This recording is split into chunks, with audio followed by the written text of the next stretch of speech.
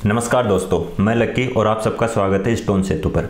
आज हम बात करने वाले हैं एपीएफ कोड की। एपीएफ की फुल फॉर्म है अप्रूव्ड प्रोजेक्ट फाइनेंशियल। ये अंडर कंस्ट्रक्शन प्रॉपर्टी के लिए लागू होता है। एपीएफ कोड भी बोल सकते हैं, एपीएफ नंबर भी बोल सकते हैं। एपीएफ कोड और एपीएफ नंबर क्या है और इसको हम डिटेल में समझेंगे इस वीडियो के अंदर। और एपीएफ कोड क्यों पता होना चाहिए, क्यों जानना जरूरी है। और आपने सुना भी होगा, अगर आप कोई अंडर कंस्ट्रक्शन प्रॉपर्टी बाय कर रहे हैं तो आपने सुना होगा कि इस प्रॉपर्टी का एपीएफ कोड जान लो या एपीएफ नंबर जान लो। तो एपीएफ कोड कैसे मिलता है और हमें ज़रूरी क्यों है जानना। देखो, एपीएफ कोड अंडर कंस्ट्रक्शन प्रॉपर्टियों के लिए ही लागू होता है। अगर आप कोई प्रॉपर्टी बाय कर रहे हैं तो आप दो तरह की प्रॉपर्टी बाय करते हैं, एक तो रेडी टू मूव प्रॉपर्टी और एक अंडर कंस्ट्रक्शन प्रॉपर्टी। अगर ready to move property buy कर रहे हैं तो आप डायरेक्ट ओनर से खरीदते हैं, और अंडर कंस्ट्रक्शन प्रॉपर्टी खरीद रहे हैं तो आप बिल्डर के साथ बुकिंग डालते हैं और अंडर कंस्ट्रक्शन प्रॉपर्टी बाय करते हैं। तो अंडर कंस्ट्रक्शन प्रॉपर्टी के अंदर ही एपीएफ कोड देखना होता है। अब एपीएफ कोड होता क्या है? देखो, एपीएफ कोड बैंक के द्वारा मिलता है। कोई भी प्रोजेक्ट है रियल इस्टेट का, कोई बड़ा प्रोजेक्ट है तो उसमें बैंक लोन अप्रूवल करने से पहले बोलता है कि इसमें बहुत ज़्यादा रिस्क है। हो सकता है कि ये प्रॉपर्टी डिलीवर होगी या नहीं होगी, इसके पूरे लीगल्स ठीक है कि नहीं है, टाइटल क्लियर है कि नहीं है, सारे अप्रूवल आ चुके हैं या नहीं आ चुके हैं। तो ये सब बहुत रिस्की है, इसलिए बैंक क्या करता है, पहले वेरीफाई करता है, पहले पूरा चेक करता है कि ये जो रियल इस्टेट प्रोजेक्ट है इसके सारे डॉक्यूमेंट्स क्लियर है कि नहीं है। और अगर सब कुछ ठीक रहता है तो बैंक उस प्रोजेक्ट को एक एपीएफ नंबर देता है, एक एपीएफ कोड देता है। तो एपीएफ कोड का मतलब है कि वो प्रोजेक्ट जो है वो फाइनेंशियली अप्रूवल हो चुका है।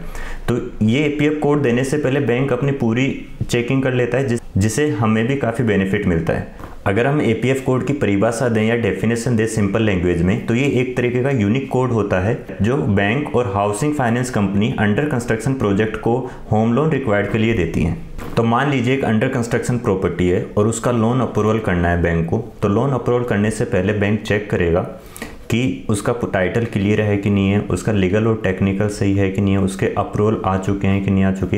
ये जो भी चीज़ें चेक करनी है वो सब चेक करने के बाद में अगर वो सही रहती हैं सारे डॉक्यूमेंट्स, तो बैंक उसको एक कोड प्रोवाइड करता है। अब हम यहाँ पे ये देखेंगे कि अप्रूवल किस किस प्रकार के होते हैं, कौन कौन से अप्रूवल चेक करता है बैंक।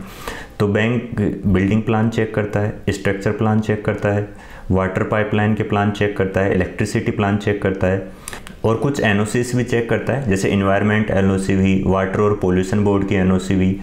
और इसके साथ में बैंक ये भी चेक करता है कि जो डेवलपर है उसको एक्सपीरियंस है कि नहीं है। बैंक बोलता है कि मिनिमम 5 साल का एक्सपीरियंस तो होना ही चाहिए जो डेवलपर है, जो प्रोजेक्ट डेवलप कर रहा है उसको।